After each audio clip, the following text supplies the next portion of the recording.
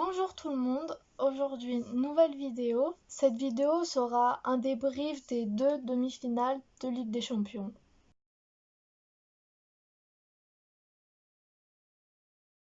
Paris vient de se qualifier pour la finale de la Ligue des Champions sur un score de 3-0 face à Leipzig. Du côté de Paris, l'équipe a fait un gros match, que ça soit dans tous les secteurs, que ça soit en défense, au milieu ou en attaque.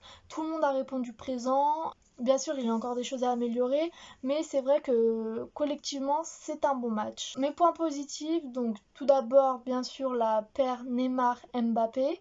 C'est un duo qui s'est très bien combiné, on le voit dans la plupart des matchs. Et encore aujourd'hui, ça a été un gros point positif pour l'équipe.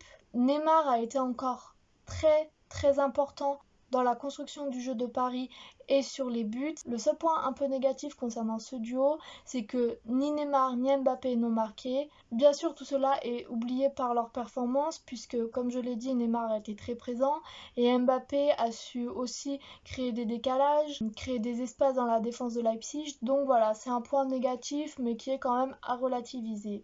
Un autre point positif, bien sûr, c'est Di Maria qui est impliqué dans tous les buts. Di Maria était suspendu pour le match contre l'Atalanta et je pense qu'il a beaucoup manqué à cette équipe. Les points négatifs maintenant, puisque tout n'est pas parfait, il y avait beaucoup d'espace dans cette équipe de Leipzig et Paris a eu quand même plusieurs occasions. Avant un match face au Bayern, c'est toujours bien de montrer qu'on peut marquer beaucoup de buts, surtout cette année où le Bayern a plutôt été très efficace. Les trop grosses occasions ratées sont pour moi un des points négatifs concernant ce match. À noter aussi les imprécisions qu'il peut y avoir dans les passes et les passes en profondeur notamment. Du côté de Leipzig, cette équipe a perdu, donc forcément, il y aura beaucoup moins de points positifs. L'équipe a été très dangereuse à certaines occasions sur des contre-attaques. Donc voilà, c'est mon point positif pour cette équipe, c'est que sur des contre-attaques, ils auraient pu faire la différence. Et pour le reste, ces contre-attaques n'ont mené à rien. Leipzig a fait preuve d'un grand manque de réalisme, contrairement au PSG. L'équipe a aussi eu beaucoup de mal à construire leur jeu, à garder la balle à certains moments.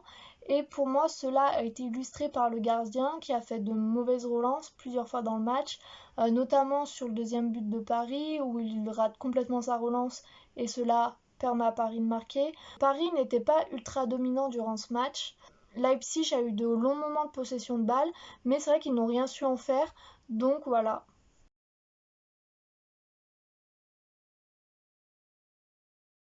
Pour ce match, c'est un peu moins catégorique que pour Paris et Leipzig. Du côté de Lyon, les points positifs. L'équipe n'a pas succombé à la pression qu'ils auraient pu avoir. En début de période, que ce soit pour la première ou la deuxième période, l'équipe a su se créer des occasions, a su garder le contrôle de la balle. Ils n'ont pas joué qu'en défense. C'est un des plus gros points positifs pour ma part. Autre point positif pour moi, ça serait l'entrée de Moussa Dembélé. On a vu que Memphis Depay avait un peu de mal ces temps-ci et l'entrée de Moussa Dembélé a fait beaucoup de bien à l'équipe. Avec son entrée, il jouait quand même un peu plus vers l'avant et avait un peu plus d'occasions. On su passer un peu la défense du Bayern. Donc voilà, autre point positif, l'entrée de Moussa Dembélé. En ce qui concerne les autres joueurs, c'est vrai que Memphis Depay et Toko Ekambi ont eu beaucoup de difficultés. Et c'est comme ça que je commencerai mes points négatifs. C'est le nombre d'occasions que l'OL a eu et qu'ils n'ont pas su concrétiser. Memphis Depay, on l'a vu lors des derniers matchs, il n'a pas été très efficace. Pour Lyon, il y avait les espaces et ils n'ont pas su en profiter. Mon point négatif, c'est cela, ce manque de réalisme dans les actions.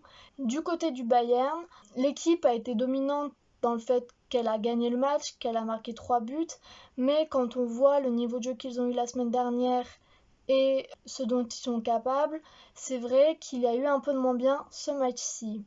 Dans mes points positifs, bien sûr, Gnabry, pour moi, c'est le joueur de cette équipe. C'est lui qui marque les 2 premiers buts. C'est lui qui a fait tout le jeu pendant la première période. Neuer aussi a fait un bon match, que ce soit dans ses placements, dans sa lecture de jeu, dans ses arrêts. À certains moments, on aurait pu penser qu'il était placé trop en avant, mais à chaque fois, il a su contrôler le jeu et faire des arrêts décisifs. Donc voilà. Mes points positifs, c'est vraiment ces deux joueurs. Pour les points négatifs, c'est vrai que le Bayern s'est montré beaucoup moins chirurgical que pour le match contre le Barça. Lewandowski n'a marqué qu'un but, il s'est raté sur quelques actions. Pour le reste, cette équipe a été très dominante, qui a mis 8 buts face au Barça et qui forcément a peut-être voulu gérer un peu plus ce match-là. Au niveau de la défense aussi, pendant un certain moment, il y avait un moins bon alignement défensif, voire une mésentente entre certains joueurs. Cela ne leur a pas porté préjudice plus que cela, vu qu'ils ont réussi à quand même bien gérer les contre-attaques de Lyon.